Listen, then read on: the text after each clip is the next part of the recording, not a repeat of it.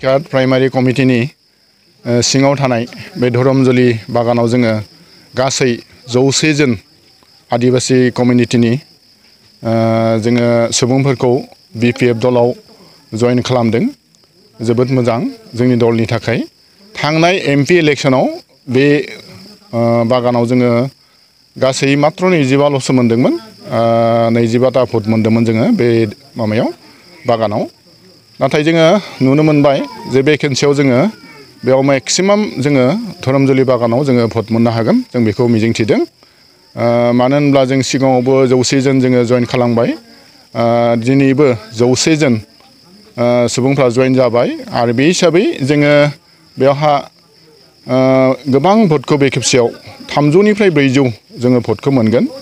जेरावनोखि थांनाय जोङो एमपि इलेक्शनाव 25ल' भट मोनदोंमोन।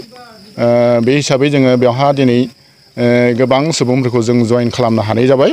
जोबोद मोजां आरो रायजोफ्रा बे दलखौ जथेस्थ' बजबना लादों। जोंनि बे भेरगाव समस्तियाव बर', आदिबासी, नेपाली, बेंगलि, असमिया भाषी, बेनिफ्राय हिन्दी भाषी माइनरिटि सुबुंफ्रा दङ।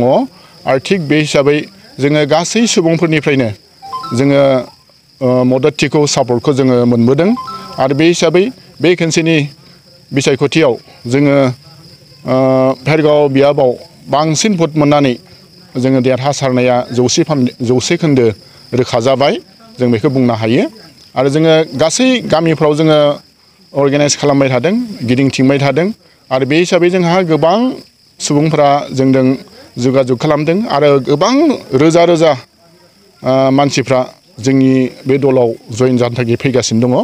आरो भेकेन्सियाव जोङो हाग्रामा महिलारि सारनि दैदेननायावनो बिटिसि सरकारा रोखा फैगोन बेखौ गासैबो रायजो राजाफ्रानो हमदांनानै हाबाय, हमदांनो मोनबाय जे इउपिपिएल सरकारा थांनाय 2020 मायथाइनि जि बिटिसि इलेक्शन बेवहा बिथांमोना प्रतिश्रुति होदोंमोन। नाथाय बिथांमोना मोनसेबो मावफुंनो हायाखिसै। आरो बे हिसाबै रायजो राजाफ्रा बिथांमोनखौ बे खेनसेयाव मदद होनाय नंला बेखौ जों नुनो मोनबाय, रोखा जाबाय। आरो बिथांमोना आथिखालाव खायसे सेंग्रा सिख्लाफोरखौ खायसे रायजो राजाफोरनियाव थांनानै माबा माबि मुवा होनानै माबा माबि जाहोनानै लोंहोनानै थाखा फैसा होनानै साफा सानै जायफ्रानोखि बुजियाखै खोथाखौ बिथांमोना जइन खालामथिनदों। आरो बेयो अबसे जोङो सम मोनगोन, गोबां सम मोनगोन जों बिथांमोनखौबो जोङो बुजायनानै जोङो दलाव लाफिनगोन। दा बेखौ जोङो बुंनो हायो। दा बे समावनो आं बेखौ बुंगोन जे जोंनि बिपिएफनिनो सासे गागि दैदेनगिरि नेर्सोन बर' सिगांनि आगुनि डिपुटि स्पिकार बिथाङा जोंनि दलखौ नागारना थांबाय। दा बेवहा जोङो सानदोंमोन जे बिथाङा दलखौ नागारनाय लोगो लोगो जोंनि गोबां दलनि बे जोंनि हानजानि गोबां मानसिफ्रा बे दोलोखौ बिपिएफ दोलोखौ नागारनानै बिथांजों थांफागोन होनना सानदोंमोन। नाथाय जों नुबाय जे बिथांजों जोंनि दैदेनगिरियानो जा जोंनि सापर्टारानो जा बिथांजों थांफायाखिसै। बे हिसाबै दा बिथाङा गावनि पार्सनेल नोजोरखौ लानानै बिथाङा मोनसे दोलोआव जइन जादों। आरो जोंनि दोलोनि रावखौबो बिथाङा बुङाखै जे आं मानो थाखाय दोलोखौ नागारखो। आरो जोंहा दोलोआवबो बिदि जोंहा दाङाबाजि जायाखैमोन बिपिएफनि। आंबो सासे एप्लिकेन्ट। आरो बे हिसाबै जोङो रायजोनि गेजेराव जोङो गिदिंथिंबाय थादोंमोन, जों फोसावथिंबाय थादोंमोन पार्टिनि खोथाफोरखौनो। नाथाय पार्टिनि हाइकामान्डआ बिजाथि सायख'नायनि सिगाङावनो बिथाङा जों मिथिस्लाबै जासे जोंनि पार्टिनि दैदेनगिरिफ्रा मिथिस्लाबै जासे रायजो राजाफ्रा मिथिस्लाबै जासे बिथाङा खारखोमा लांबाय, थांबाय। दा बेवहा जोंहा बुंनांगौ गैया। आरो बिथाङा जि लामा लादों दा बिथांनि फारसे जोंहा आखा दोङो, मिजिं दोङो। बिथाङा जि लामायाव थांदों देरहासार जाथों बिनि थाखाय जोंहा सुबिसा थाबाय। बेवहा जोंहा बुंनांगौ गैया।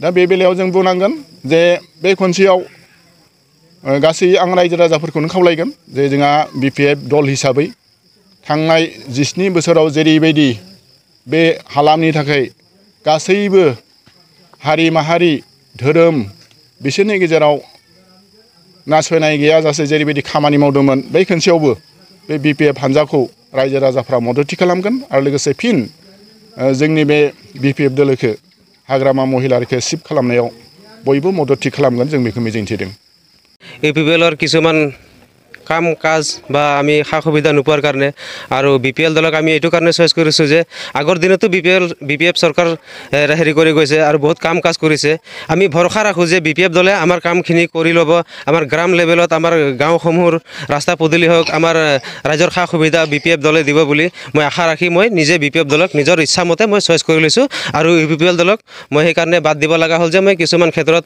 আঘাত পাইছোঁ মোৰ মনেদি সেইবুলি মই BPF দলটো এৰি বাদ দি মই BPF জইন কৰিছোঁ